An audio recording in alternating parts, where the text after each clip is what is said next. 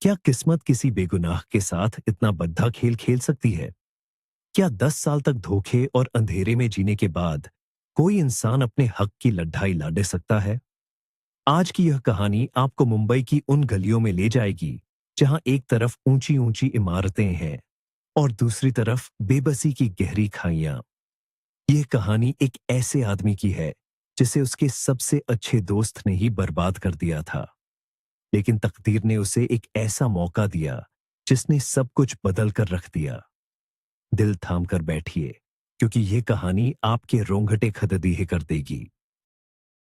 आरव और विक्रम, दो नाम जो कभी एक ही सिक्के के दो पहलू हुआ करते थे।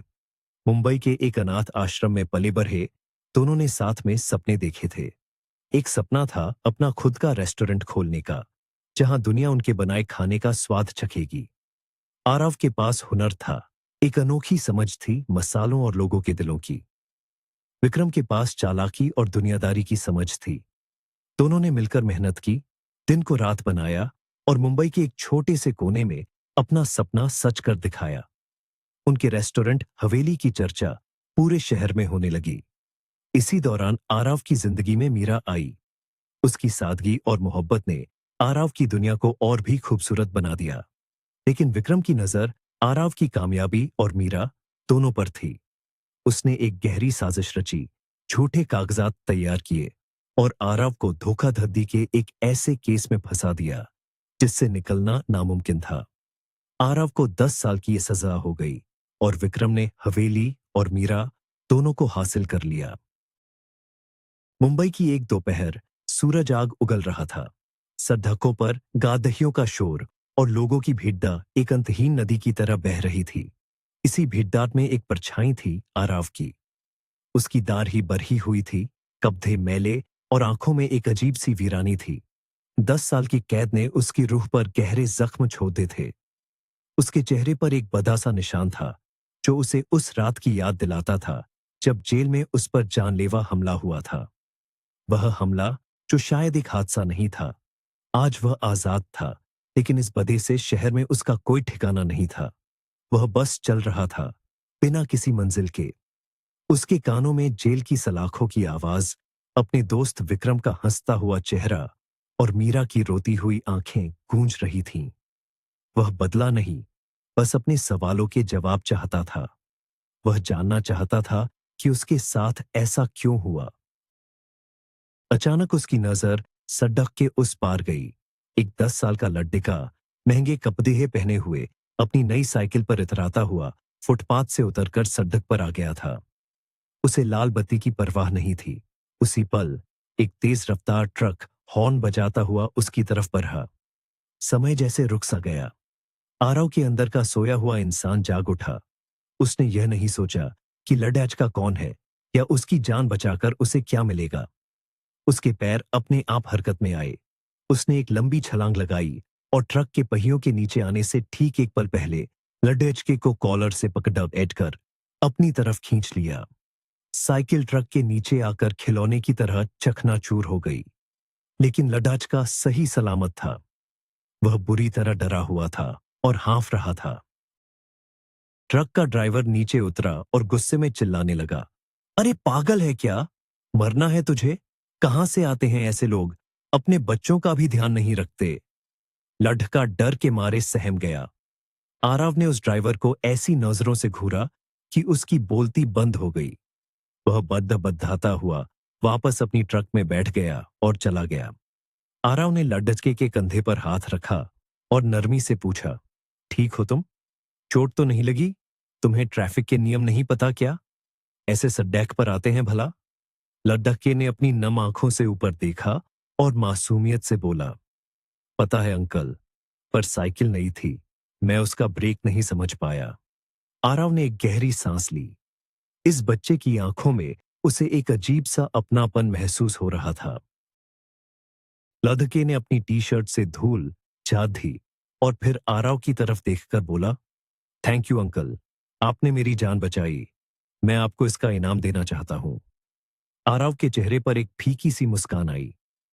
इनाम? तुम मुझे क्या इनाम दोगे? उसने सोचा, शायद अपनी जेब में रखे कुछ सिक्के देगा।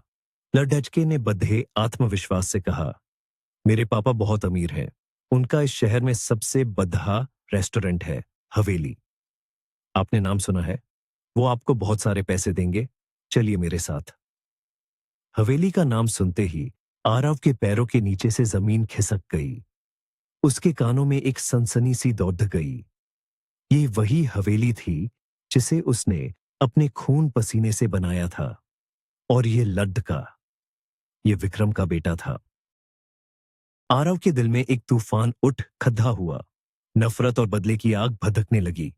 वह चाहता तो उस लड़के को वहीं छोड़कर जा सकता था, लेकिन फिर उसकी नजर लड़के के मासूम चेहरे पर पड़ी। यह उसका बेटा था, वह बेटा जो शायद उसका होना चाहिए था। एक अजीब सी कशमकश उसके दिल में चल रही थी। लड्ढाचका, जिसका नाम रोहन था, बार बार उससे चलने की जिद कर रहा था। आरव ने एक फैसला किया। वह जाएगा। वह अपनी हवेली को अपनी आंखों से देखेगा। वह विक्रम को देखेगा जिसने उसकी जिंदगी तबाह कर दी थी। उसने रोहन का हाथ थामा और बोला, ठीक है, चलो। मेरा नाम आरव है। दोनों एक अजीब सी जोड़ी की तरह लग रहे थे। एक अमीर घर का बच्चा और एक सड़साक पर रहने वाला फकीर जो एक साथ हवेली की तरफ बरेच रहे थे।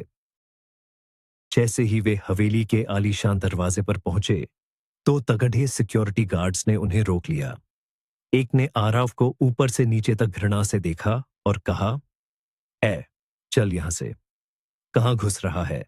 यह भिखारियों की जगह नहीं है। सारे ग्राहक भाग जाएंगे। दूसरा गार्ड उसे धक्का देने ही वाला था कि रोहन बीच में आ गया। उसने दृढ़ता से कहा, रुको, ये मेरे साथ है। इन्होंने मेरी जान बचाई है। गार्ड्स हैरान रह गए। वे रोहन को अच्छी तरह जानते थे। वह मालिक का बेटा था। उन्होंने एक दूसरे को देखा, समझ नहीं पा रहे थे कि क्या करे। आरव को यह सब देखकर बहुत अपमानित महसूस हुआ। यह वही जगह थी जहां कभी उसका हुक्म चलता था। उसने रोहन से कहा, शायद मुझे चलना चाहिए। तुम अपना ध्यान रखना। लेकिन रोहन ने उसका हाथ पकड़ डीडीएच लिया। नहीं अंकल, आप यहीं रुकिए, मैं पापा से मिलकर आता हूं। रोहन दौड़ ढहता हुआ अंदर अपने पिता के शानदार ऑफिस में पहुंचा। विक्रम सिंह अपने लेदर की कुर्सी पर बैठा फोन पर किसी को डांट रहा था। पापा, रोहन ने हांफते हुए कहा। विक्रम ने हैरानी से अपने बेटे को देखा। रोहन, तुम यहां? क्या हुआ? रोहन ने उसे पूरी घटना बताई। कैसे एक आदमी ने उसे ट्रक के नीचे आने से बचाया। विक्रम का चेहरा चिंता और फिर गुस्से से भर गया। साइकिल की चिंता मत करो, मैं तुम्हें नई दिला दूंगा, उसने लापरवाही से कहा। लेकिन रोहन बोला, नहीं पापा, आप उस अंकल की मदद करो। वह बहुत अच्छे हैं। उनकी आंखों में कुछ कुछ अलग है। विक्रम हंसा। एक भिखारी की आंखों में क्या खास होगा? चलो, मैं मैनेजर को बोलकर उसे कुछ पैसे दिलवा देता हूं। यही उसकी सबसे बड़ी मदद होगी। रोहन ने जिद की, नहीं पापा, पैसे नहीं।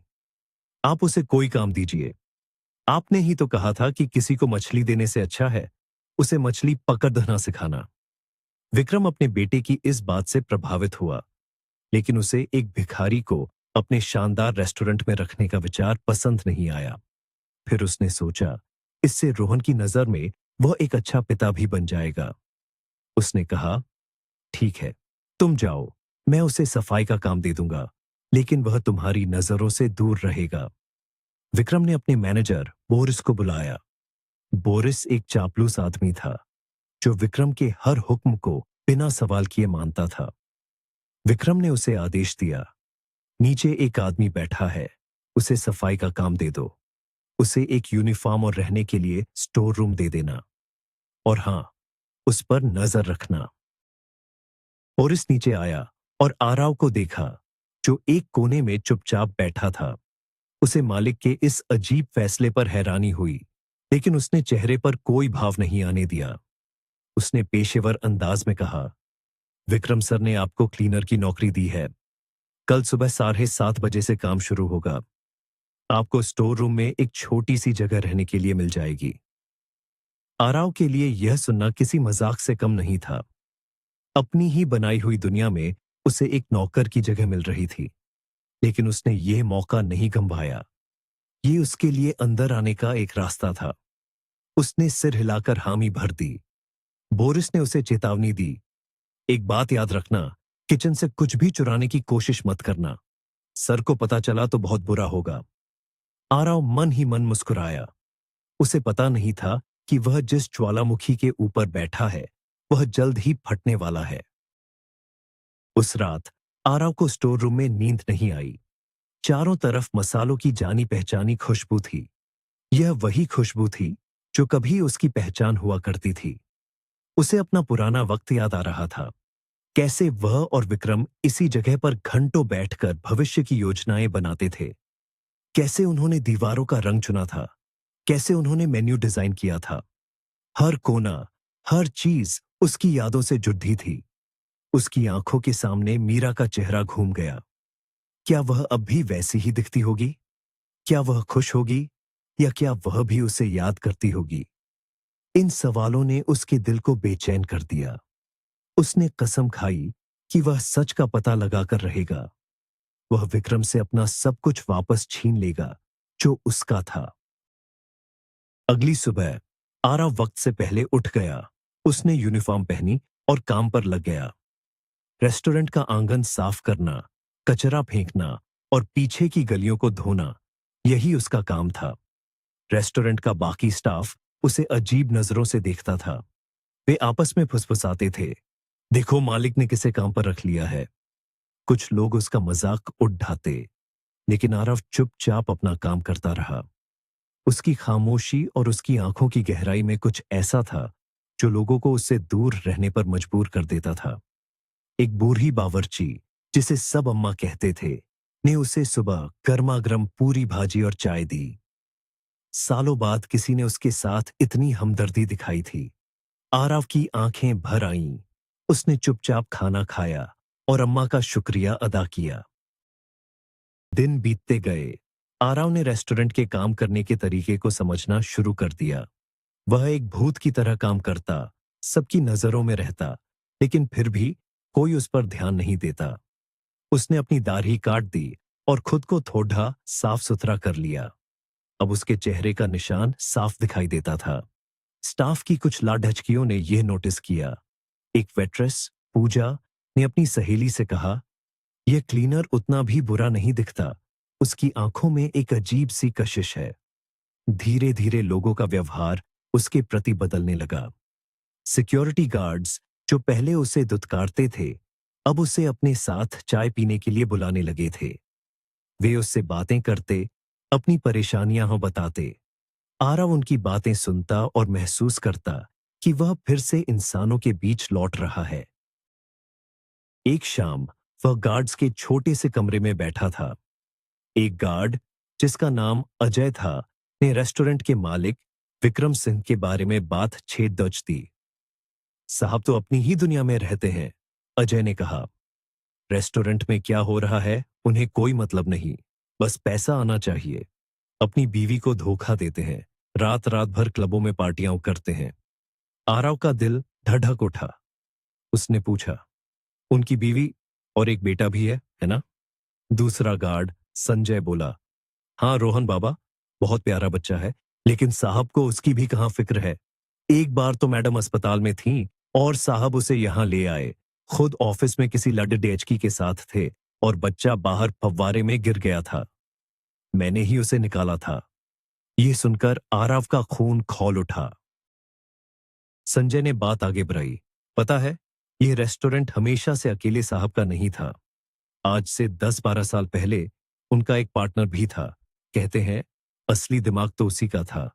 उसी ने इस जगह को बनाया था। आरव ने अपनी सांस रोक ली। उसने बड़ी मुश्किल से पूछा, तो अब कहां है वो पार्टनर? अजय ने कंधे उचकाए।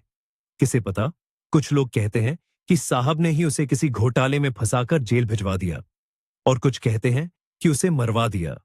साहब बहुत खतरनाक आदमी है। उनसे पंगा लेना मौत को दावत देना है। आरव को अब कोई शक नहीं रह गया था। उसके सारे सवालों के जवाब मिल रहे थे। वह जानता था कि वह पार्टनर कौन था। वह खुद था। और अब उसे अपना अगला कदम तय करना था। उधर विक्रम सिंह अपनी जिंदगी से खुश था, लेकिन अंदर से खोखला था। उसके पास दौलत थी, शोहरत थी, लेकिन सुकून नहीं था। उसकी पत्नी मीरा उसके साथ एक ही छत के नीचे रहती थी, लेकिन उनके बीच मीलों की दूरी थी। विक्रम को लगता था कि वह पैसे से हर खुशी खरीद सकता है। वह अक्सर मुंबई के सबसे महंगे क्लब जन्नत में जाता था, जहां खूबसूरत लड़कियां उसके इर्द गिर्द मंडराती थीं। उसे यह देखकर अच्छा लगता था कि लोग उससे डरते हैं, उसकी चापलूसी करते हैं। वह भूल गया था कि उसने ये सब कुछ एक बहुत बड़ी कीमत चुकाकर हासिल किया है, किसी की जिंदगी बर्बाद करके। वह आरव को लगभग भूल चुका था। उसके लिए आरव एक बंद अध्याय था, एक ऐसा राज जिसे उसने बहुत गहराई में दफन कर दिया था। लेकिन पिछले कुछ हफ्तों से हवेली का मुनाफा कम हो रहा था। हिसाब में गड़बड़ी हो रही थी। विक्रम को शक हुआ कि कोई कर्मचारी चोरी कर रहा है। उसे अपने मैनेजर बोरिस पर भी पूरा भरोसा नहीं था। उसने फैसला किया कि वह पूरे रेस्टोरेंट में, किचन से लेकर स्टोर रूम तक, हर जगह खुफिया कैमरे लगवाएगा। वह देखना चाहता था कि उसकी पीठ पीछे क्या होता है। उसे इस बात का जरा भी अंदाजा नहीं था कि यह कैमरे किसी चोर को नहीं, बल्कि उसके अपने अतीत के सबसे बड़े राज को उसके सामने लाने वाले थे। उसने शहर की सबसे अच्छी सिक्योरिटी कंपनी को बुलाया और अगले ही दिन पूरे रेस्टोरेंट में छोटे छोटे अदृश्य कैमरे लगा दिए गए। अब हर हरकत उसकी नजरों में कैद होने वाली थी। एक दिन विक्रम किसी काम से विदेश गया हुआ था। रोहन ने अपनी माँ मीरा से जिद की, मम्मी, चलो ना पापा के रेस्टोरेंट चलते हैं, देखते हैं वहां सब काम ठीक से हो रहा है या नहीं। मीरा अपने बेटे की इस बात पर मुस्कुरा दी। वह जानती थी कि विक्रम को यह पसंद नहीं आएगा, लेकिन वह रोहन का दिल नहीं दुखाना चाहती थी। साथ ही बहुत दिनों से वह भी घर में बैठे बैठे ऊब गई थी। उसने कहा, ठीक है, चलो, आज हम दोनों मालिक बनकर रेस्टोरेंट का इंस्पेक्शन करेंगे। मीरा और रोहन तैयार होकर हवेली के लिए निकल पड़ी थे। मीरा को नहीं पता था कि आज का दिन उसकी जिंदगी को हमेशा के लिए बदलने वाला है। वह एक ऐसे सच का सामना करने वाली थी जिससे वह सालों से अनजान थी। आरव आंगन में जादू लगा रहा था। तभी उसकी नजर रोहन पर पड़ी, जो गार्ड अजय के साथ शतरंज खेल रहा था। रोहन ने उसे देखकर हाथ हिलाया। हाय आरव अंकल। आरव मुस्कुराया और हाथ हिलाकर जवाब दिया। वह अपना काम खत्म करके अंदर की तरफ जाने लगा, ताकि स्टोर रूम में थोड़ा आराम कर सके। जैसे ही वह रेस्टोरेंट के कॉरिडोर में पहुंचा, उसकी दुनिया घूम गई। सामने से वही आ रही थी जिसके ख्यालों में उसने 10 साल गुजार दिए थे, मीरा। वह पहले से थोड़ी बदल गई थी, लेकिन उसकी आंखें वही थीं, गहरी और खूबसूरत। मीरा की नजर भी आरव पर पड़ रही। एक पल के लिए वह ठिठक गई। एक मैले से यूनिफॉर्म पहने क्लीनर के चेहरे पर एक जाना पहचाना सा निशान, और वो आंखें। नहीं, यह नहीं हो सकता। वह तो मर चुका है। आरव खुद को रोक नहीं पाया। उसके मुंह से बस एक शब्द निकला, मीरा। ये आवाज सुनते ही मीरा के पैरों तले जमीन खिसक गई। उसे चक्कर आने लगा। ये आरव की आवाज थी। उसका आरव जिंदा था। आरव ने आगे बढ़कर उसे गिरने से पहले ही थाम लिया। आरव, तुम जिंदा हो? मीरा ने कांपती हुई आवाज में पूछा। उसकी आंखों से आंसू बहने लगे। मुझे लगा विक्रम ने बताया था कि तुम जेल में, एक हादसे में। आरव का दिल टूट गया। तो ये थी विक्रम की एक और चाल। उसने मीरा को झूठ बोला था कि वह मर चुका है, ताकि वह उससे शादी कर सके। उसने मीरा के कंधे पर हाथ रखा और कहा, यहां नहीं मीरा, कोई देख लेगा। हमें कहीं अकेले में बात करनी होगी। मीरा उसे खींचकर एक खाली स्टाफ रूम में ले गई। उसने दरवाजा बंद किया। अब वह खुद को रोक नहीं पाई। वह आरव के गले लगकर फूट फूट कर रोने लगी। मुझे माफ कर दो आरव, मैंने तुम्हारे कातिल से शादी कर ली। मुझे लगा तुम चले गए, मैं अकेली थी। और रोहन। आरव ने उसे चुप कराया। शश, इसमें तुम्हारी कोई गलती नहीं है मीरा। गलती उस शैतान की है। उसने हम दोनों की जिंदगी बर्बाद कर दी। आरव ने उसे सब कुछ बताया। कैसे विक्रम ने उसे फंसाया, कैसे जेल में उसे मारने की कोशिश की गई, और कैसे वह इतने सालों बाद बाहर आया है। मीरा को सुनकर विश्वास नहीं हो रहा था कि जिस इंसान के साथ वह रह रही थी, वह इतना बड्ढा, धोखेबाज और कातिल हो सकता है। मीरा ने भी अपनी कहानी बताई। जब तुम्हें सजा हुई, मैं तुम्हारे बच्चे की मां बनने वाली थी। रोहन तुम्हारा बेटा है, आरव। ये सुनते ही आरव की दुनिया जैसे थम सी गई। रोहन, उसका बेटा। जिस बच्चे की उसने जान बचाई, वह उसका अपना खून था। उसकी आंखों से आंसू बहने लगे। ये आंसू दुख के नहीं, बल्कि सालों बाद मिली एक ऐसी खुशी के थे जिसकी उसने कल्पना भी नहीं की थी। मैंने विक्रम को यह बात बताने के लिए कहा था, मीरा ने सिसकते हुए कहा। मैंने सोचा था कि यह जानकर तुम्हें जेल में हिम्मत मिलेगी, लेकिन उसने तुम्हें कभी कुछ नहीं बताया। और कुछ महीने बाद आकर मुझे तुम्हारी मौत की झूठी खबर दे दी। अब सारी तस्वीर साफ हो चुकी थी। विक्रम ने हर कदम पर उन्हें धोखा दिया था। दोनों ने एक फैसला किया, अब वे चुप नहीं बैठेंगे। वे विक्रम को उसके किए की सजा दिलाकर रहेंगे। आरव ने कहा, मुझे उसके खिलाफ कोई ठोस सबूत चाहिए मीरा, ऐसा सबूत जिसे कोई झुठला न सके। मीरा ने कहा, उसके ऑफिस में एक सेफ है, वह सारे जरूरी कागजात वहीं रखता है, शायद हमें वहां कुछ मिल जाए। उन्होंने एक योजना बनाई। मीरा घर जाकर विक्रम के आने का इंतजार करेगी और सामान्य व्यवहार करेगी ताकि उसे कोई शक न हो, और आरव रेस्टोरेंट में रहकर सही मौके का इंतजार करेगा। ये एक खतरनाक खेल था। अगर विक्रम को जरा भी भनक लग गई तो वह कुछ भी कर सकता था। लेकिन अब उनके पास खोने के लिए कुछ नहीं था और पाने के लिए पूरी जिंदगी थी। 2 दिन बाद विक्रम विदेश से लौटा। वह सीधा अपने ऑफिस गया और सबसे पहले कैमरों की रिकॉर्डिंग देखने बैठा। वह देखना चाहता था कि उसकी गैर मौजूदगी में क्या क्या हुआ। वह फुटेज को तेजी से आगे बढ़ा रहा था। स्टाफ की सामान्य गतिविधियां, ग्राहकों का आना जाना, कुछ भी संदिग्ध नहीं था। फिर उसकी नजर उस नए क्लीनर पर पड़ी दी अच्छी। वह कॉरिडोर में खड़ी दी दिया था। तभी फ्रेम में मीरा आई। विक्रम चौंक गया। मीरा रेस्टोरेंट में क्या कर रही थी? और फिर उसने जो देखा, उससे उसके होश उड्डी डी गए। उसने देखा कि वह क्लीनर मीरा को छू रहा है, उसे पकड़ डी एच रहा है, और मीरा मीरा उसे रोक नहीं रही थी। वे दोनों एक साथ स्टाफ रूम के अंदर चले गए। विक्रम का चेहरा गुस्से से लाल हो गया। उसके दिमाग में हजारों सवाल घूमने लगे। कौन है यह आदमी? और मीरा का इसके साथ क्या रिश्ता है? उसने फुटेज को जूम किया। उसने उस आदमी के चेहरे को ध्यान से देखा। चेहरे पर एक बदहासा निशान, और वो आंखें। विक्रम अपनी कुर्सी से उछल पड़ा। उसे अपनी आंखों पर यकीन नहीं हुआ। आरव, उसके मुंह से कांपती हुई आवाज में निकला। नहीं, यह नहीं हो सकता। यह जिंदा कैसे हो सकता है? उसे लगा जैसे उसने कोई भूत देख लिया हो। उसका पूरा शरीर डर से कांप रहा था। उसका सबसे बड़ा डर, उसका सबसे गहरा राज आज उसके सामने खड़ा था, और वह भी उसकी अपनी ही हवेली में, उसकी नाक के नीचे काम कर रहा था। अब उसे समझ आया कि उसका मुनाफा क्यों कम हो रहा था। यह कोई चोरी नहीं, बल्कि किसी की वापसी का संकेत था। विक्रम गुस्से और डर से पागल हो गया। उसने अपनी दराज से एक पिस्तौल निकाली। आज वह इस कहानी को हमेशा के लिए खत्म कर देगा। वह जानता था कि आरव को जिंदा छोड़ना उसकी सबसे बड़ी भूल थी। वह तूफान की तरह अपने ऑफिस से बाहर निकला और रेस्टोरेंट के पीछे के आंगन की तरफ भागा, जहां आरव इस वक्त काम कर रहा होता था। उसके दिमाग में बस एक ही बात चल रही थी, आरव को खत्म करना है। उसे इस बात का एहसास नहीं था कि उसकी हर हरकत उसकी पत्नी मीरा घर पर लगे कैमरों के जरिए देख रही थी और पुलिस को फोन कर चुकी थी।